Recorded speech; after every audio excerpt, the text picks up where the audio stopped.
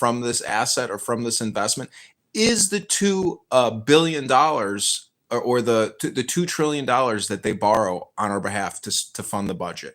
That's $2 trillion of pure profit annually. You have to try to rationalize or try to compare the budget to, let's say, Microsoft at a $4 trillion market cap. If we're spending $7 trillion a year, I mean, do you realize how big Microsoft is globally and what that is in terms of the global communication grid and productivity, et cetera? Like, you can't the amount of money that the government is spending is it's inordinate. It's insane. It's so fucking huge, but the whole economy rests upon it. It's a huge fake fucking economy. It's one giant Ponzi scheme, essentially, globally, or if you just focus on the US, it is a fucking Ponzi scheme.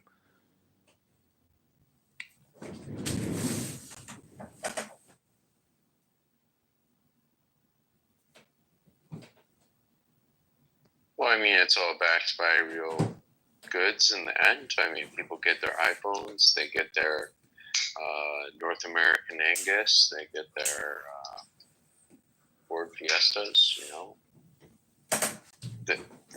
Real things really do happen. Well, you ever see the movie Casino with Joe Pesci? You know, they had a skim going, and that's pretty much what's happening. Is there is a skim happening at the casino, and it's the Federal Reserve and their associated banks. I mean, they're chucking out $1 trillion a year. We're paying $1 trillion on the interest. That's going to a lot of international lenders.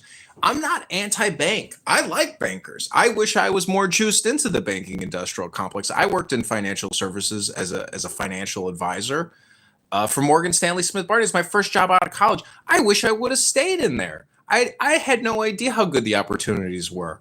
But I'm not trying to be some kind of patriot to destroy, you know, the banking industrial cartels and the banking industrial complex. I'm just saying that if you're running in politics, this should be your number one issue. I was telling Black Lives Matter people, you're protesting the wrong people in the wrong organization. Your dumbasses should be at the Federal Reserve doorstop, preventing people from going into work at the Federal Reserve facilities around the country. That's your real enemy if you believe in all this white structural racism bullshit that you propagandize. So all I'm trying to do is be intelligent and accurately describe the players or the situation and try to come up with optimal solutions that work for everybody. You know, I think that's fair.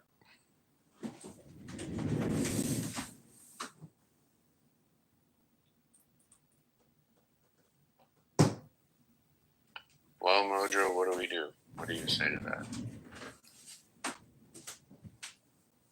In the Fed.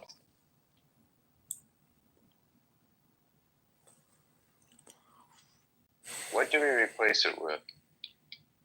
How should the central bank? Nothing. No central bank.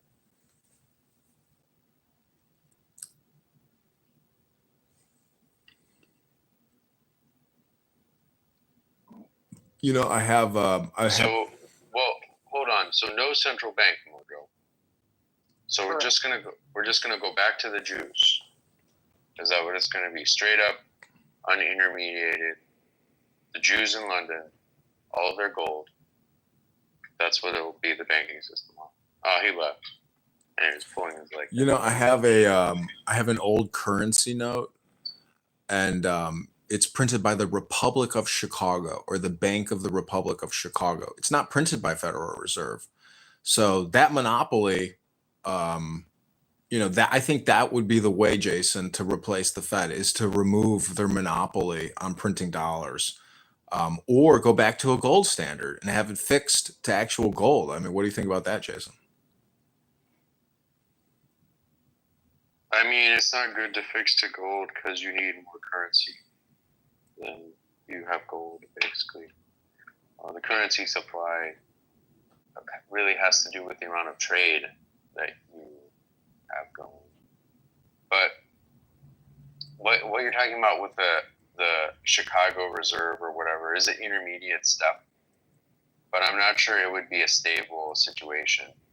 Just say if you have this kind of government entity issuing money, I mean, eventually that's going to get all under the control of the government as a whole, you know, in the same way that, I mean, we